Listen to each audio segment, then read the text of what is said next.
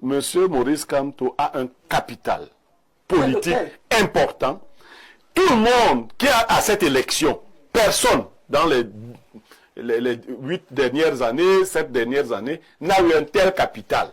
Donc, il est l'homme qu'il faut courtiser. C'est la jolie fille du village. Faux. C'est la jolie fille, c'est la Sophia du village. Faux. Tout le monde la courtise. Si quelqu'un doute ou veut douter de l'impact du professeur Maurice Kamto dans l'élection à venir, il fait de la niaiserie. C'est-à-dire de l'amusement public. Non! Je suis sûr que le RDPC s'attend à ce qu'on lui dise que le professeur Maurice Kamto va donner telle consigne. Comme ça, avant même l'élection, on aura trouvé quelque chose à faire à ce candidat-là. C'est-à-dire que les 11 autres, il y a un seul qui est sûr, mis à part la nature, qui est sûr d'arriver candidat à l'élection du 12 octobre. Il y a un seul. Les autres personnes étaient sûres. Pourquoi? Qu'est-ce qui empêcherait? Oh ben, je dis qu'ils ont plus d'un tour dans leur poche. La procédure, monsieur. Là, ils ont plus d'un tour dans leur poche. De la stratégie. Donc, c'est de bonne guerre que l'honorable Nietzsche, dans sa lettre, fasse du clair-obscur.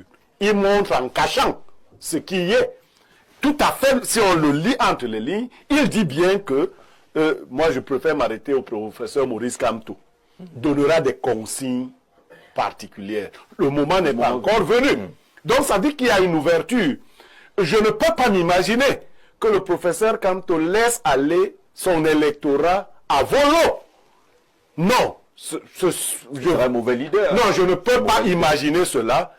Parce que si, à cette date-là, à la date fatidique, aucune consigne n'est donnée, des individus comme moi, nous aurons le sentiment que seul l'individu Kamto était important.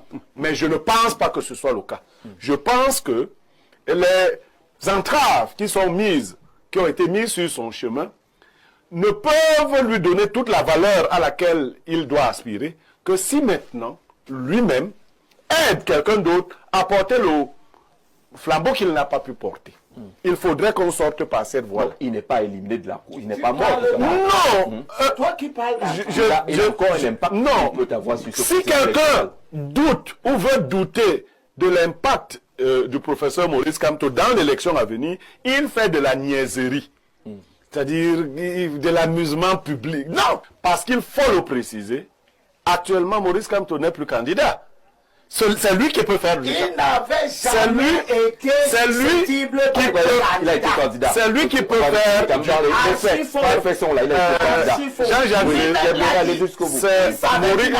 c'est Maurice Kamto qui peut faire du chantage aux autres candidats. Ah bon? Oui, c'est-à-dire que... Sur la base de quoi? Non, sur la base de son capital électoral. Il n'a aucun... Non, est-ce que c'est chiffrable son capital électoral par rapport à l'UNDP par exemple? Est-ce que c'est chiffrable? Si on voit la dernière élection à laquelle Maurice Kamto a participé, dans la gentillesse du RDPC, on lui a donné à peu près 14%. Oui. Dans la gentillesse.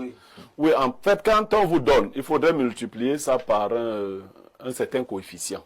On lui a donné 14%. Si je donne le coefficient, si on connaîtra les vrais résultats. C'est ça que les gens rigoureux disent. Non, je ne suis pas rigoureux sur le coup. Voilà. Donc, on lui a donné 14%. Donc, c'est dans la fantaisie. Et s'il pouvait transférer, ne serait-ce que ces 14% à un candidat, parce que ton candidat... Donc, tu considères que les électeurs, c'est des biens qui appartiennent à un candidat.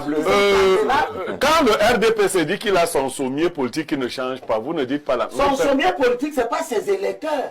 C'est qui? Ce sont ses militants. Mais tu connais les militants du MRC? Et ils ne sont pas 14%. Non, ils dépassent. Ils sont 14% de quoi? De ceux qui ont voté. Les électeurs ne sont pas les militants. Non, je dis que c'est la parole. Non, je ne fais pas de confusion. Je dis ceci et nous restons clairs là-dessus. Monsieur Maurice Kamto a un capital politique important. Tout le monde qui a à cette élection, personne dans les 8 dernières années, 7 dernières années, n'a eu un tel capital. Donc, il est l'homme qu'il faut courtiser. C'est la jolie fille du village. Faux. C'est la jolie fille, c'est la Sophia du village. Faux. Tout le monde la courtise. Archi faux même. Et si vous ne la courtisez pas, c'est que vous ne voulez pas être bien vu. Donc en ce moment-ci, les politiques de l'opposition doivent faire une cour assidue à Maurice Kamto.